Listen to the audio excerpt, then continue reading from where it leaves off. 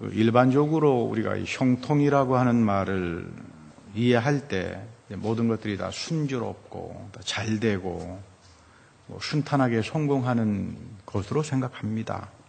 우리 요한 3서 1장 2절에 보면 내 영혼이 잘됨 같이 내가 잘되고 강건하기를 원한다.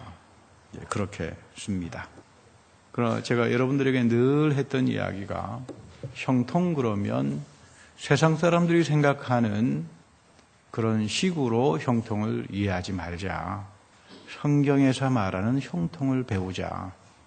우리가 성경으로 또 배우지 못하면 살아계신 하나님도 부활의 그리스도의 영이신 성령도 알지 못합니다.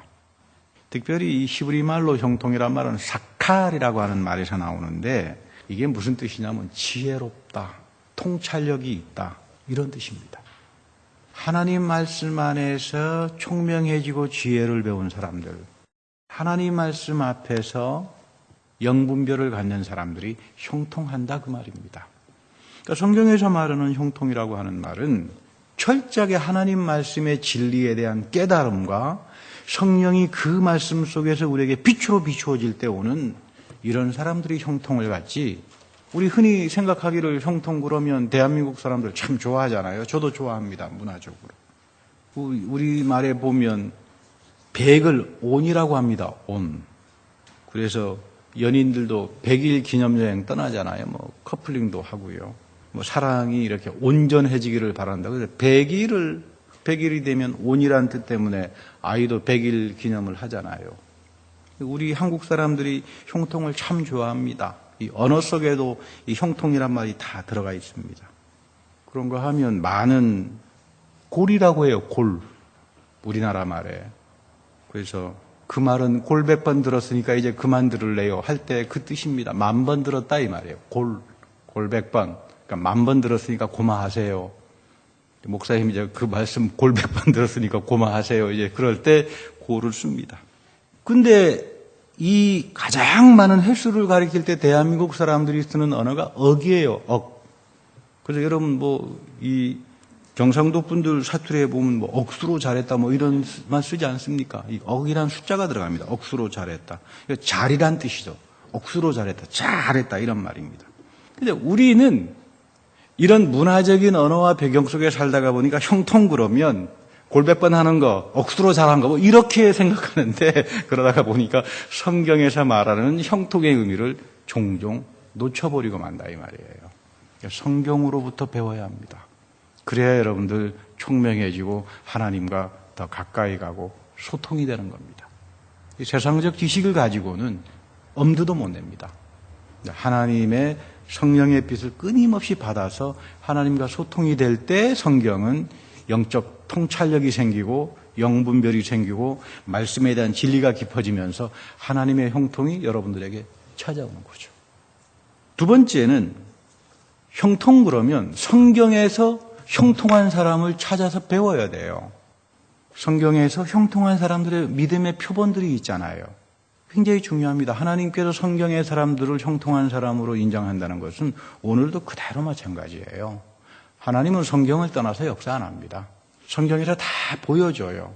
하나님은 이런 분이니까 저분이 형통했구나. 그러니까 오늘날로 내가 저렇게 살 때 하나님이 나를 형통하는 거지 내 마음대로 형통 절대로 안 됩니다. 스스로 속지 마세요. 스스로 어리석은 짓을 하지 마세요. 그럼 미혹당한다 그러죠.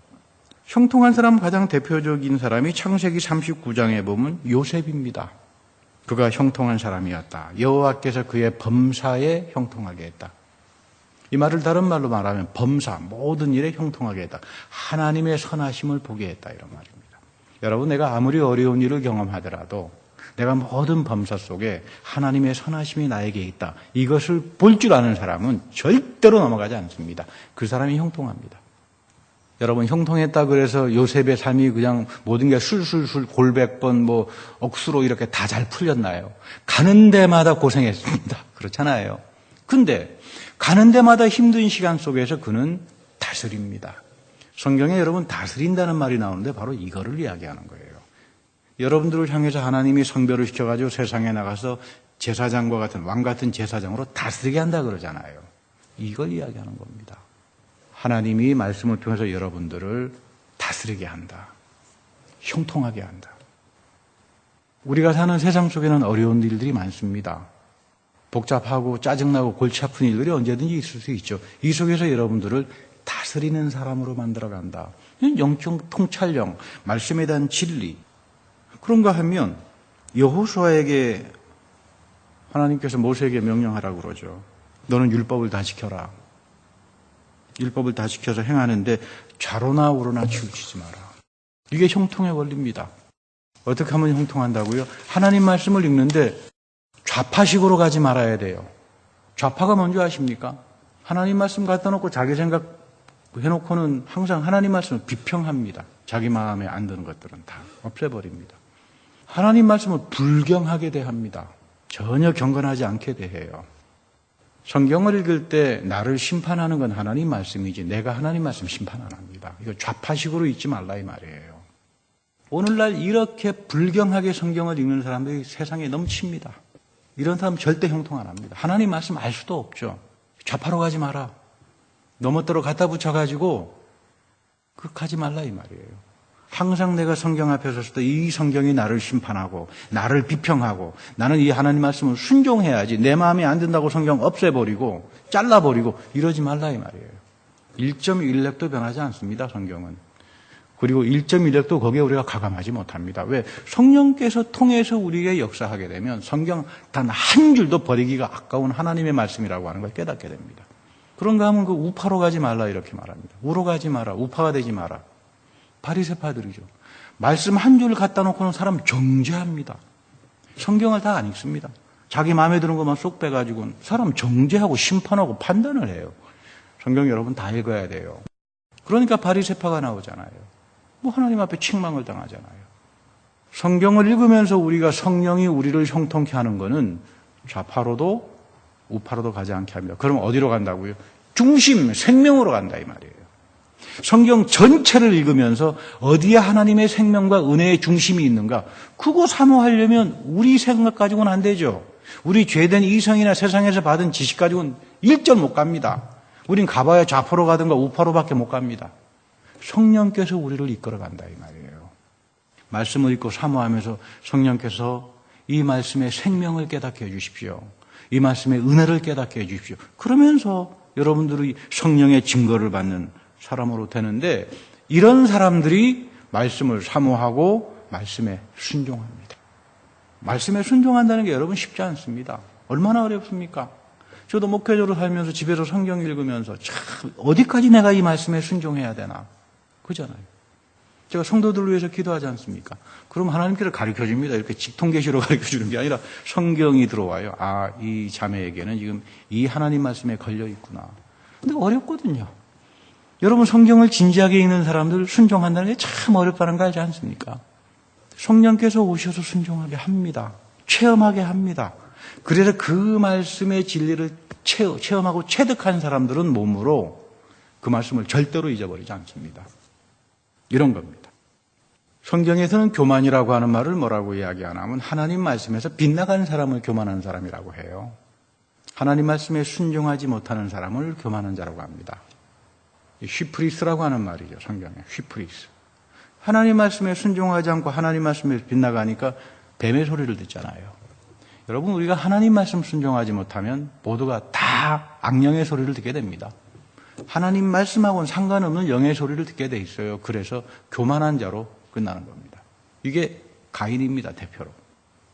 아담이 교만했듯이 가인이 대표적으로 그 죄가 유전이 되죠. 교만죄들이죠. 불순종죄라 이야기입니다. 이걸 원리를 깨달아야 형통이 뭔지를 압니다. 하나님 마음에 합한 게 무엇인가. 우리는 죄를 지으면 하나님이 다 용서해. 성경 절대로 그렇게 말 안 합니다. 그거 어디서 그런 말을 갖다 쓰는지 모르겠어요. 우리 요한일서 5장 16절에 보면 죽을 죄가 나옵니다. 나오잖아요. 구원받지 못하는 죄가 나옵니다. 하나님이 다 용서하나요? 어떤 근거로 여러분들 하나님이 다 용서한다고 그렇게 이야기하세요? 죽을 죄가 있어요. 고린도전서 로마서에서 하나님 나라 유업받지 못하는 죄들이 있습니다. 그거 죄 짓지 말아야 돼요. 근데 오늘날 교회가 교인들이 밥 먹듯이 그런 죄를 짓고 살아갑니다. 이 목사로서의 아픔이 여기에 있어요. 어떻게 저분들은 성경을 읽으면서 그 경건함과 두려움이 저렇게 없는가? 구원받지 못할 죄들을 마음대로 짓고 살아간다 이 말이에요. 대표적으로 가인과 같은 사람이 그런 죄를 지었습니다. 불순종의 대표요, 교만의 대표였죠. 하나님 말씀 안 듣습니다. 두 번째는 하나님께서는 오래 참으세요. 한 번 잘못해가지고 하나님께서 심판하면 여기 살아남을 사람이 하나도 없지 않습니까? 저부터 시작해서. 그렇지 않습니까? 요 나부터 시작해가지고 다 끝난다 이 말입니다. 참아요. 회개의 은총을 줍니다. 기다립니다. 근데 이거 회개의 은총조차도 던져버립니다. 여기서 이제 다시 말하면 결국 성경을 읽어보면 하나님의 심판이라고 하는 건 자기가 스스로 멸망당하는 거예요. 자기가 스스로. 내버린다 이 말이에요. 차라리 하나님이 저를 두들겨 팰 때는 그건 은혜입니다. 아이고. 다윗처럼 두들겨 팰 때는 그래도 하나님의 은혜죠. 깨닫고 아이고 내 하나님 잘못했습니다. 그러면 뭐 회복이라도 되잖아요. 그냥 가다가는 나중에는 끝장나버리죠. 물론 다윗은 구원받지 못하는 죄를 지은 사람이죠. 음행과 살인죄는 구원받지 못합니다. 로마서에서 바울이 이야기합니다. 이런 죄 구원받지 못한다. 큰 죄다. 요한일서에서도 이런 죄는 구원받지 못한다. 근데 다윗은 구원받았어요. 은혜죠. 근데 다윗이 그 구원을 받았을 때 얼마나 찌든 아픔과 회개와 찢어지는 그 말도 못 하잖아요. 그러고 난 다음부터는 자기 죄 근처 냄새도 안 맡겠다 그러잖아요. 시편에 보면 주여 이제 두 번 다시 나는 죄악의 손아귀에 잡히지 않게 해주십시오. 그런 겁니다. 하나님께서 다윗을 사랑했죠. 근데 이런 죄를 짓게 되면 회개가 참 어려워요. 근데 오늘날 사람들은 그게 죽을 죄인지도 모르고 회개도 안 합니다. 이게 안타까운 거죠. 너무나 좌로 갔다 이 말이에요. 하나님 말씀 앞에서. 너무나 좌로 가버린 겁니다. 발람주의자들이 다 돼버린 거죠. 하나님은 사랑이야 너 멋대로 해. 이거다 이 말이에요. 이런 법이 어디 있어요. 요한 1서는 생명의 말씀으로부터 시작합니다. 요한 1서를 읽어보면 요한의 교회 이름이 생명말씀교회입니다.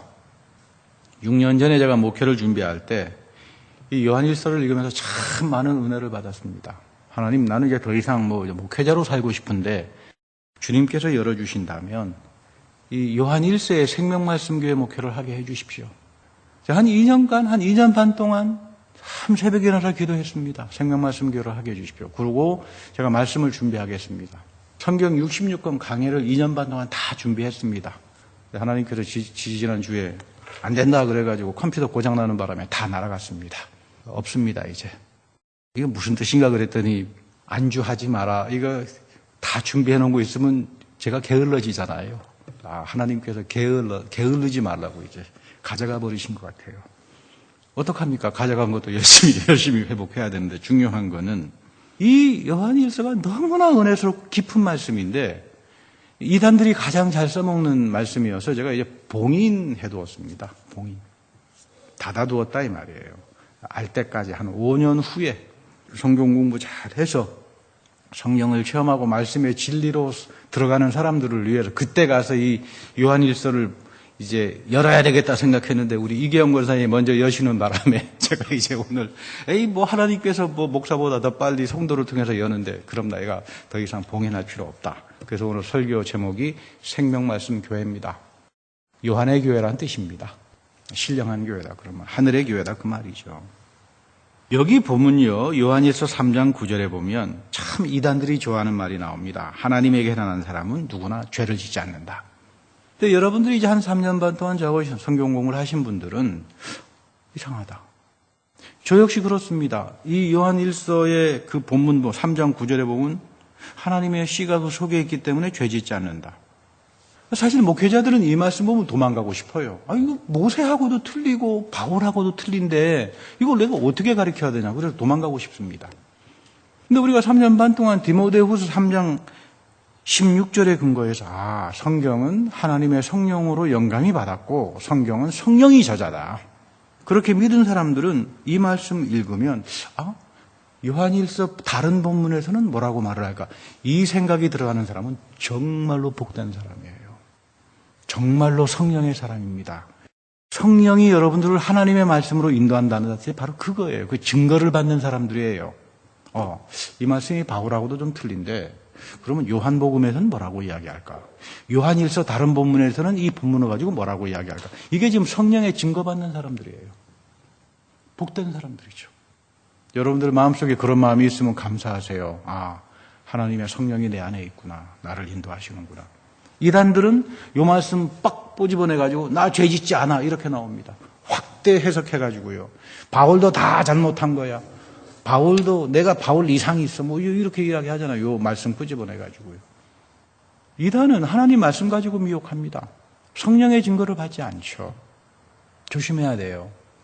그래서 제가 요한일서를 안 가리키고 좀 오래 좀 두려고 했는데 이제 여러분들에게 이런 깨달음이 이제 오기 시작하니까 우리 오늘 요한일서 2장에 보면 이런 말씀이 나와요. 내가 여러분에게 이 말씀을 쓰는 것은 죄를 짓지 않도록 하려는 거다. 요한일서 1장 2절의 말씀에 보면 누가 죄를 짓더라도 아버지 앞에서 우리를 변호해 주시는 분이 계세요. 예수 그리스도라고 합니다. 히브리서를 아시는 분은 금방 알 겁니다. 지금 요한이 바울이 히브리서에서 이야기하는 예수 그리스도는 대제사장이다. 지금 이 말을 하고 있구나. 예수님이 우리 옆에서 중보하잖아요. 내가 죄를 짓는데 하나님, 저 사람은 나의 겁니다. 아버지, 저 사람은 나의 겁니다. 나의 성도입니다. 나의 양입니다. 중보하잖아요.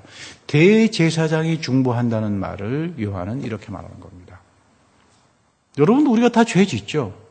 우리가 예배 속에서 고백의 기도를 드립니다. 성령이 내 안에서 탄식을 합니다. 예수 그리스도가 여러분들을 위해서 죄로부터 보호합니다. 이 사람들을 가리켜서 죄 짓지 않는 사람이라고 하는 겁니다. 죄는 지으면 뜨거운 귀결이 있어요. 오늘 우리 요한일서 1장 8절에 읽었습니다마는 이런 사람들이 죄를 지어도 죽음으로 이르지 않는다 그 말이죠. 하나님께서 보호하신다. 이게 얼마나 아름답고 축복된 말씀인지 몰라요. 여러분들이 드리는 예배 속에서의 기도를 하나님이 금대접으로 향으로 받는다. 이렇게 살자고요. 죄라고 하는 게 이 금대접의 향으로 바쳐주는 이 기도가 이런 것들이었구나. 이게 정말로 영적 특권이로구나. 예수 그리스도가 나를 대신해서 중보를 해주니까 나는 죄 가운데 살지만 하나님께서 이 죄의 기결이 나에게 뜨거운 맛으로 오지 않도록 막아주시는구나. 또 그렇다고 해서 이젠 다행이다. 가서 실컷 죄 짓고 살자. 이런 말이 아니고 이 발람주의자들처럼 그런 이야기가 아니라 이 소중한 은혜들을 잘 간직하라 이 말이에요. 발람주의자들은 이단들은 은혜를 헛되이 받는 사람들이에요. 은혜를 헛되이 받습니다. 성경으로부터 우리가 받은 모든 성령 체험은 어디로부터 증거된다고요? 성경으로부터 증거가 돼야 돼요. 그 성경으로부터 증거하시는 분이 누구냐면 성령입니다. 오늘 그래서 요한 1서 5장 6절과 8절에서 엄청난 말씀을 하죠. 예수 그리스도는 물과 보혈로 거쳐서 오시는 분이다. 물, 말씀과 세례입니다. 물된 동산처럼 만들잖아요. 두 번째는 세례입니다. 우리가 교회에서 받는 세례. 세 번째는 보혈은 송만찬이에요. 대단히 중요한 말씀이죠. 사도 요한 당시 발람주의자들이 엄청 기승을 부립니다. 이 사람들이 어떻게 멸망됐는지는 제가 설교 시간에 말 안 하겠습니다. 하도 끔찍하니까. 베드로 후서 읽어보면 다 나옵니다. 최대 이단들이고 그 당시 90%가 발람교회예요. 사도 요한 교회 당시에 90%가 발람교회입니다. 이 사람들의 특징이 뭐냐면 예수는 육신으로 오지 않았다. 이겁니다. 기도만 많이 하면 성령이 와서 다 가르쳐준다. 이게 발람주의예요. 우리의 몸은 아무런 소용없으니까 네 몸 멋대로 해. 이제 성령 받으면 우린 자유야. 율법 다 필요 없어. 너 몸뚱이 함부로 다 굴리고 다녀도 상관없어. 가서 음행해. 이런 겁니다, 지금. 우리는 성령 받으면 다 자유하니까. 말씀 중요하지 않아. 세례? 교회에서 물로 받는 세례 뭐가 그렇게 중요해. 성만찬? 웃기는 소리 하지 마. 이게 발람주의자들이에요. 기도만 많이 해라, 산에 가서. 너희들 내 앞에 오면 성령 충만하게 받게 해줄게. 그럼 자유가 와. 그럼 말씀으로부터 다 해방되니까 말씀도 필요 없어. 이게 90%가 쫓아다녔습니다. 이게 발람주의입니다. 그렇게 해서 한 번 받으면 구원은 끝. 성령 받았으면 끝난 거지. 뭐 또 귀찮게 하느냐. 뭐 말씀이 필요 있느냐. 성령 받아서 구원받고 끝났는데 뭐 세례가 필요하고 예배가 필요하느냐. 그래서 엉망진창이 돼버립니다. 엉망진창. 그 베드로 후서 보면 기가 막힌 말들이 나옵니다. 하도 참남하니까 제가 설교 시간에 말을 쓰지 못하겠어요. 그 목회자가 설교하면서 곱고 아름다운 고상한 표현을 써야지 나쁜 말 쓰면 되겠습니까, 여러분? 그러니까 여러분 꼭 집에 가서 읽어보세요. 제가 설교 시간에 또 베드로후서 이야기하다가 제가 실수할 것 같아서 이건 우리 목사님이 또 과격하면 또 이상한 말이 나오니까 집에서 꼭 읽어보세요. 이거 발람주의자들이 가는 마지막 운명이다 이 말이에요. 그렇게 가지 말아야 됩니다. 나는 여러분들이 이 성령, 물, 말씀과 세례, 보혈 항상 거하는 자들이 되기를 제가 항상 기도합니다. 여기에 보면 굉장한 말이 나오잖아요. 누가 증언한다고요? 우리 오늘 요한일서 다시 한번 읽어보죠. 시작. 이는 물과 피로 임하신 이시니 곧 예수 그리스도시라. 물로만 아니요 물과 피로 임하셨고 증언하는 이는 성령이시니 성령은 진리니라. 증언하는 이가 셋이니 성령과 물과 피라. 또한 이 셋은 합하여 하나이다. 이거 엄청난 이야기죠. 발람주의자들 웃기는 소리 하지 마라 그 말입니다. 너희들이 받은 성령 다 악령이다 이 말이에요. 여기서 지금 성령이 뭐라고 이야기합니까? 예수 그리스도가 물과 보혈로 오신다. 말씀과 세례와 성만찬으로 오신다 그 말입니다. 그런데 이것을 증언해 주시는 분이 누구라고요? 성령이다 이 말이에요. 성령 어디서 받는다고요? 설교와 세례와 성만찬에서 받는다 그 말이에요. 예배도 다 필요 없고 세례도 다 필요 없고 산에 가서 기도 많이 하니까 우리가 성령 체험했다. 그거 다 악령이다 그 말입니다. 요한이 그 이야기를 하는 거예요. 성령의 성자도 모르는 자들이다 그 말이에요. 성령이 증거하잖아요. 여러분들이 듣는 설교를 통해서, 여러분들이 교회에서 받았던 세례를 통해서, 여러분들이 참여하는 성만찬을 통해서, 말씀을 통해서 끊임없이 성령이 여러분들의 마음속에 증거해 줍니다. 성령은 이것을 통해서만 역사한다 이 말이에요. 이런 사람들이 기도하면서 형통함을 입는 거죠. 여러분 요한일서 5장 6절과 8절은 외워야 됩니다. 이 본문은 너무나 위대하고 우리 이레니우스라고 하는 사도 요한 직계였죠. 90년도에. 생명말씀교회와 요한의 교회와 발람교회하고 투쟁을 하면서 이 본문 말씀을 가지고 정통교리로 확립을 하는 겁니다. 똑같은 사건이 역사는 반복이 됩니다. 20세기에 히틀러가 나옵니다. 카톨릭 90%, 독일교회 개신교 90%가 몽땅 다 히틀러에게 쫓아갔습니다. 그때 칼바르트라는 사람이 이 본문을 가지고 싸움을 합니다. 우리가 받는 성령은 말씀과 세례와 성만찬을 통해서 오는 거지. 히틀러 무슨 거기 가가지고 우리가 성령 세례 받는 게 아니다. 그래서 고백교회를 만들죠. 교회가 완전히 이단 앞에 먹히는 순간마다 교회를 이단으로부터 지켜준 말씀이 요한일서 5장 6절부터 8절 말씀이에요. 명심해야 됩니다. 우리는 성령을 어디서 받는다고요? 세례, 여러분이 받았던 세례에서부터 끊임없이 예배를 통해서 베풀어 주시는 이 설교를 통해서. 그래서 우리 사도 바울도 그러잖아요. 여러분들이 보기에는 참으로 바울이 참 말을 못했습니다. 이 설교가 참 어리석게 들릴지 모르지만 하나님이 이 설교를 통해서 구원하는 능력으로 가져간다. 무시하지 말라 이 말이에요. 바울이 참 말을 못했잖아요. 얼마나 말을 못했으면 설교 듣다가 떨어져서 죽기까지 하겠습니까? 졸다가. 그런 거 보면 저는 참 그래도 주여 저는 설교하다가 졸다가 떨어져 죽는 사람은 없게 해주십시오. 그런 기도는 합니다마는. 근데 바울이 그러잖아요. 너희들이 보기에 어리석게 보이지만 이걸 통해서 하나님이 구원을 하는데 성령을 주는데 이거 소중하게 여겨라. 그 이야기죠. 그래서 우리가 흔히 바울이 이야기하는 그리스도 안에 있는 자들이다. 이 사람들이 누구냐 하면 바로 그리스도가 죄를 짓지 못하게 우리를 경건한 사람으로 만들어가는 사람들이에요. 참 놀라운 이야기죠. 그리스도 안에 있는 자들은 누구라고요? 내가 열심히 경건하게 해가지고 죄를 안 짓는 게 아니라 여러분 경건에 힘써 보시오. 다 죄에 빠집니다. 우리가 어떻게 죄를 이깁니까? 성령이 내 안에서 자꾸 증거해 주니까 이제는 하나님이 싫어하는 걸 알아요. 하나님이 사랑하는 게 뭔 줄 압니다. 그러니까 하나님이 싫어하는 쪽으로 안 가요. 성령이 자꾸 오고 말씀을 자꾸 증거해 주고 말씀을 통해서 야 이놈아 이거 하나님께서 싫어하는 거야. 정 목사야 이거 하나님께서 사랑하는 거야. 말씀의 증거를 통해서 배우잖아요. 그러면 제가 하나님이 사랑하는 걸 이제 하게 되잖아요. 그렇지 않습니까? 그래서 하나님이 성령을 통해서 우리를 어떻게 한다고요? 경건하게 만들어가요. 이 사람들을 가리켜서 그리스도 안에 있는 사람들이고 이 사람들이 기도하면 100% 다 이루어진다. 그 이야기예요. 나는 왜 지금까지 기도의 형통함을 얻지 못했나? 그것 때문에 여러분 스트레스 받을 이유 없습니다. 내 삶을 좀 돌아보자고요. 나는 정말 하나님 앞에 이렇게 살았나? 정말 나는 성령의 끊임없는 증거를 통해 가지고 경건하게 하나님께서 그래서 나는 이제 죄 냄새도 맡기 싫다. 이렇게 살았나? 온갖 욕종과 자기 욕심과 이런 거 기복신앙에 빠져가지고 그저 이렇게 가면서 여러분 기도해봐야 하나도 받지 못하잖아요. 100%입니다. 여러분 이 기도의 능력을 체험해야 돼요. 예수 그리스도 안에 있는 자들에게는 하나님의 100% 기도로 형통하게 만듭니다. 그래서 여러분 이 요한일서가 굉장히 엄청난 성령의 복음이고 형통의 복음이고 그래서 우리를 형통으로 가져가게 하는 겁니다. 그래서 성경에서 말하는 형통은 모든 어려움 속에서 말씀과 성령을 통해서 영적인 능력으로 이기는 자들, 다스리는 자를 가리켜서 형통한 사람이라고 말을 하는 겁니다. 영적 능력이 있어야 돼요. 경건의 모양이 아니라 경건의 능력이 있어야 됩니다. 경건의 능력이라고 하는 건 이런 사람을 가리킵니다. 성령께서 여러분들을 죄의 길로 가지 않게 하고 끝까지 그리스도 안에 있게 하면서 퍼부어 주신다고요. 뭘로 퍼부어 주십니까? 기도해라, 형통하게 한다 이 말이에요. 나는 여러분들이 이런 형통함, 이런 영적 능력, 이런 성령에 충만해가지고 살아가는 그런 생명 말씀 교인들이 되기를 축복합니다. 오늘 누가복음에서도 그런 말합니다. 예수님께서 부활의 그리스도가 지상에 오셨잖아요.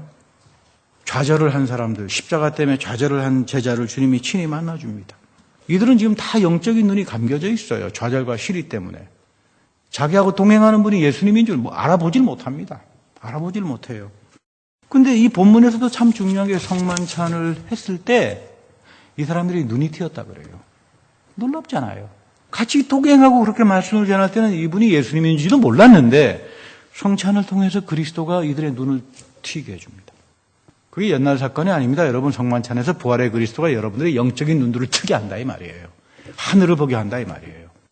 그런 체험합니다, 여러분. 기도해야 됩니다. 주님, 내가 성찬에 올 때 나의 영안을 뜨게 해 주십시오. 당신을 보게 해 주십시오. 열어주시잖아요. 그때 이 제자들의 고백이 참 중요하죠. 그분이 우리에게 말씀을 풀어줄 때 마음이 뜨겁지 않더냐. 이게 무슨 말이에요? 많은 사람들은 내가 이성적으로 합리적으로 이해하고 난 후 믿겠다 이렇게 말하는데 절대 믿지 못합니다. 성경이 그걸 금해요. 나는 이성적으로만 난 똑똑한 사람이니까 합리적으로 이해하고 난 다음에 내가 믿지. 절대 믿지 못합니다. 지금 성경에서 뭐라고 말합니까? 이런 교만 다 뒤집어 버려요. 누가복음은 거꾸로 말하잖아요. 거꾸로 말하죠. 주님이 성만찬을 통해서 여러분들에게 성령의 증거를 받는 사람들, 성만찬에서 눈이 열리는 사람들, 이 사람들이 어떻다고요? 말씀 속에서 뜨거움을 만난다 이 말이에요. 전혀 거꾸로입니다. 저 사람 세상에서 똑똑한 사람이니까 공부 많이 한 사람이니까 이해 잘해가지고 성경을 잘 알겠지. 저는 안 믿습니다. 성경이 그렇게 말을 하지 않아요. 성만찬에서 눈을 열어준 사람들, 그 사람들이 성령의 증거를 받은 사람들, 그 성만찬에 대한 그 사모함을 가지고 사슴처럼 정말 그 하늘의 신령한 것을 사모하는 사람에게 그리스도가 오셔서 눈을 열어줄 때 그때부터 내 안에 읽었던 말씀들이 어떻게 된다고요? 뜨거워진다 이 말이에요. 이제 이런 말씀이었구나. 이게 이런 말씀이었구나. 아시겠어요? 그러니까 앞으로 절대 그 생각하지 마십시오. 나는 이해하고 난 다음 믿겠다. 절대 못 믿습니다. 성경은 내가 죽어야 이해되는 책이에요. 성령이 와서 여러분을 죽입니다. 다 살리기 위해서 죽인다 이 말이에요.